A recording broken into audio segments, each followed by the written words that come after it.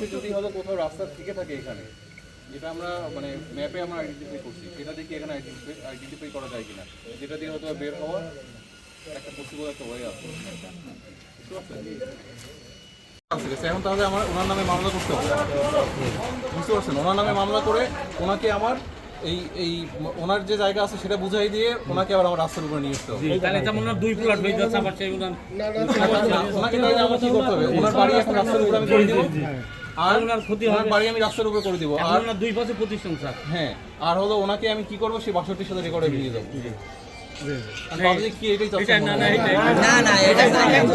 এই যে ভবারবের মৌজায় একটা পিটিশন মামলা তদন্তে আমি সঙ্গে গেছিলাম, আমার নায়েব সাহেব সহ সার্ভে সাহেব সহ সবাই এখানে উপস্থিত হলো।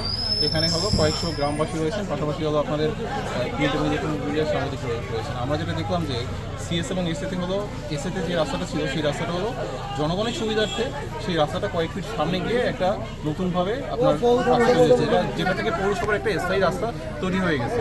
এবং এখান থেকে নতুন করে এখন এসএমএফ অনুযায়ী যদি আমরা রাস্তা বের করতে যাই, তাহলে আমাদেরকে অনেক ঘরবাড়ি পাশাপাশি মসজিদ সব কিছু ভেঙে আমাদের সেই এসএমএফ অনুযায়ী রাস্তা বের করতে হবে। এবং সেক্ষেত্রে এই আরএস ম্যাপে সেই এসএতে যারা যারা হলো মালিক ছিলেন তাদের এখন হলো তাদেরকে আবার মামলা মোকদ্দমার একটা বিষয় রয়েছে, মানে অসংখ্য মানুষ এখানে অগণিত মানুষ হলো ভোগান্তির সৃষ্টি হবে। তো সেই ক্ষেত্রে এবং আরএস ম্যাপে যে ব্যক্তিদের বাদী যারা ছিলেন তাদের হলো দাবি অনুযায়ী আরএস ম্যাপে হলো একটা 4 শতকের একটা রাস্তা অলরেডি হলো আরএস ম্যাপে বের করে দেওয়া হয়েছিল।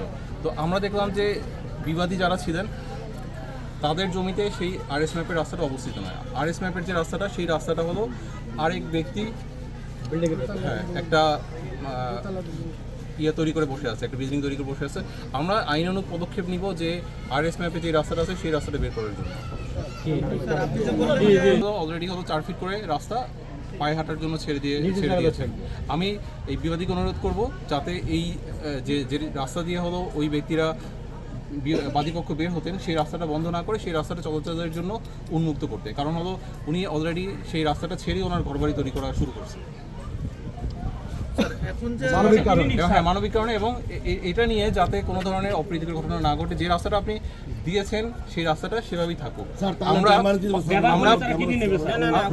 আমরা পার্শ্ববর্তী যেই রাস্তাটা আমাদের আরএস ম্যাপ অনুযায়ী হলো, যেখানে আমরা রাস্তার ম্যাপে রয়েছে এবং আমাদের রেকর্ডে রয়েছে, সেই রাস্তাটা উদ্ধারের জন্য আমরা আমাদের আইনগত প্রয়োজনীয় ব্যবস্থা আমরা নিচ্ছি। ধন্যবাদ।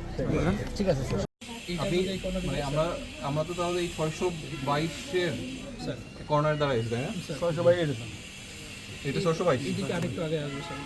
ওই যে বিল্ডিংটাকে আমাদের বিবাদী কই আছে স্যার, বিবাদী আপনাদের তারপর 621 তাহলে এই আমার যে ম্যাপে আমি দেখতে পাচ্ছি যে 620টাকে আরএস ম্যাপ যখন করছে, যারা জরিপের কাজ করছে তারা তো সেটেলমেন্টের এই আরএস এর সময় কাজ করছে, সেই 90, 91, 92 থেকে শুরু করে ওই সময়কার কাজ করছে। তারা কিন্তু অলরেডি এই যে 619, 620 সেখান থেকে এই রাস্তায় বের হওয়ার জন্য একটা পথ দিয়ে গেছে। জি